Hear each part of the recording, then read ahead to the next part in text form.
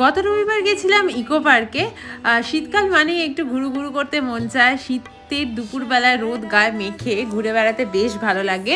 দুপুরবেলাটা যাওয়াটা একটু ডিফিকাল্ট হয়ে যায় আমাদের ক্ষেত্রে, কেননা পুকাইয়ের ওইটা ঘুমের টাইম, আরও না ঘুমালে একটু ঘ্যান ঘ্যান করে। বাট এখন আস্তে আস্তে বড় হচ্ছে তো বেরোলে মোটামুটি ঠিকই থাকে।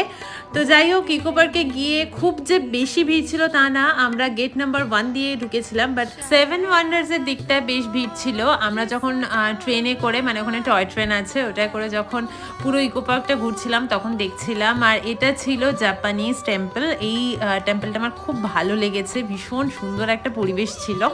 এখানে আমি খাচ্ছিলাম আইসক্রিম। শীতকালে না আমার আইসক্রিম খেতে বেশি ভালো লাগে গরমকালের থেকে। কে কে এরকম আছো জানিও।